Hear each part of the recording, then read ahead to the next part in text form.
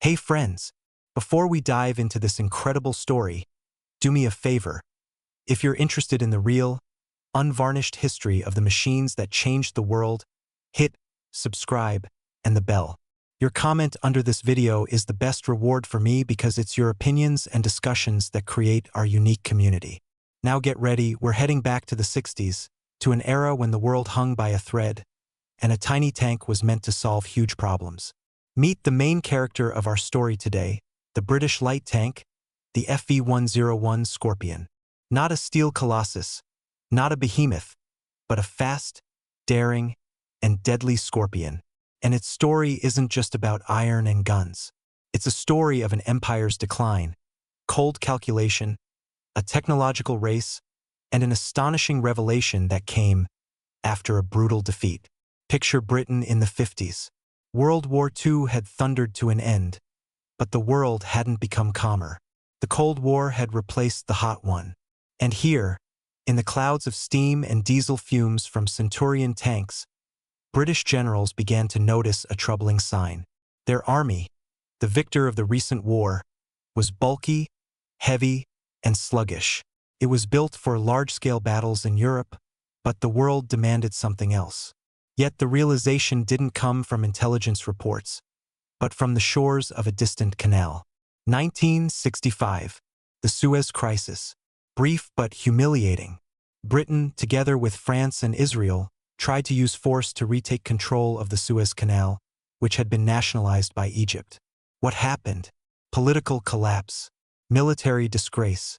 But for our discussion today, something else is more important. Operational failures.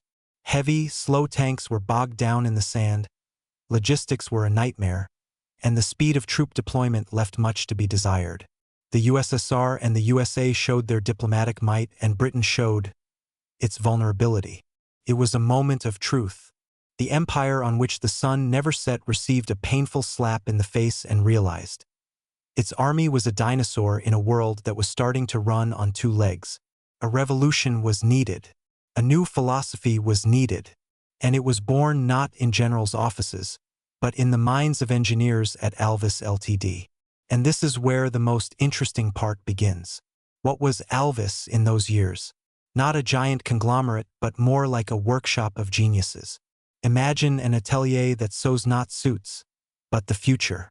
Their task, given by the military after the Suez lesson, sounded paradoxical. Create a combat vehicle that was simultaneously light, fast, well-armed, amphibious, and cheap. The list of requirements seemed like the raving of a madman. Traditional logic said, to increase protection, add armor. To increase firepower, mount a bigger gun. Both lead to increased mass, which means a need for a more powerful engine, which again increases mass. A vicious circle built-in 60-ton monsters. But Alvis engineers went the opposite way.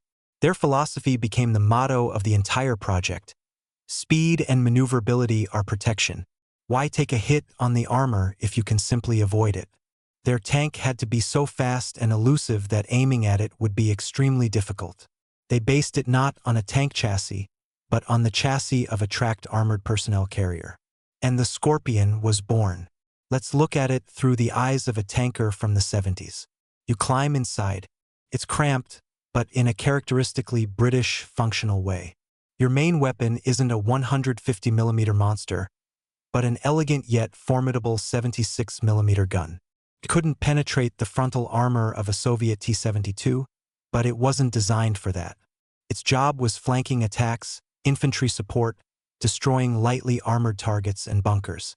And you also have a coaxial machine gun. And the most important thing, under you isn't 600 horsepower, but a Jaguar engine. Yes, the one from the luxury cars, with only 190 horsepower. But it's enough, because your tank weighs only 8.3 tons.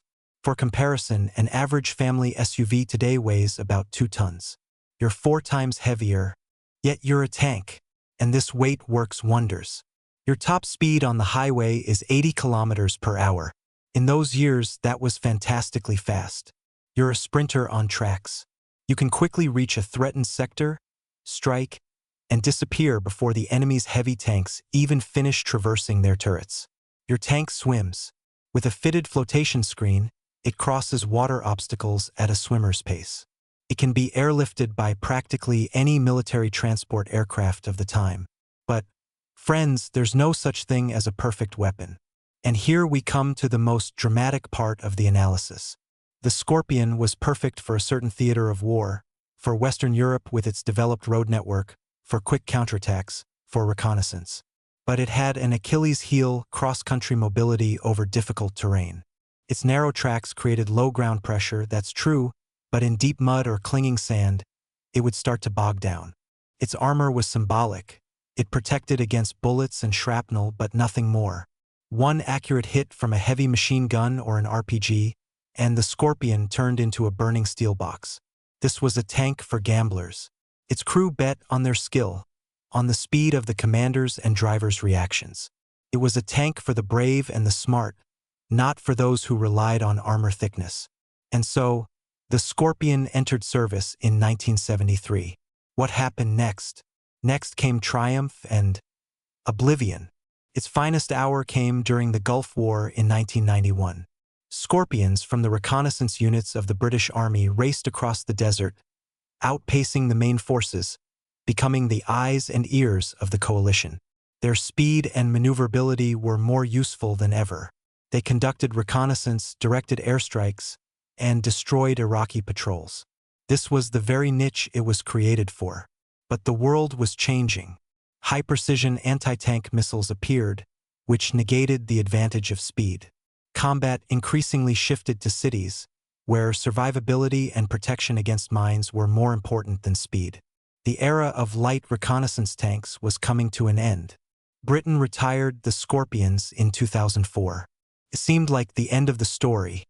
But no, here's what's amazing. The Scorpion didn't die. It was reborn.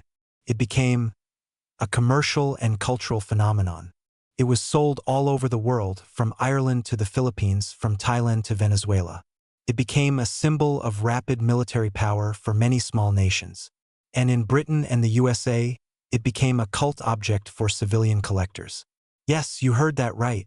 Today, a private individual in the US or Europe can buy a used Scorpion. Deactivated, of course, but operational. Imagine, you're going off-road not in a Jeep, but in a real tank. The cost? From $1,000 to $200,000. That's the price of a luxury sports car. And you know what's most interesting? Its maintainability and simple design make it a dream for any hobbyist engineer. So what was the Scorpion? A mistake? A brilliant breakthrough? I think both. It was a timely answer to a specific challenge. It became the embodiment of British military thinking in the mid-20th century. Efficient, elegant, but with a certain dose of daring. It proved that on the battlefield, there's a place not only for heavyweights but also for fast, technical boxers. It reminds us that in military affairs, as in life, there's no one universal solution. Sometimes the winner isn't the one who is stronger, but the one who is faster and smarter. And what do you think about this, friends?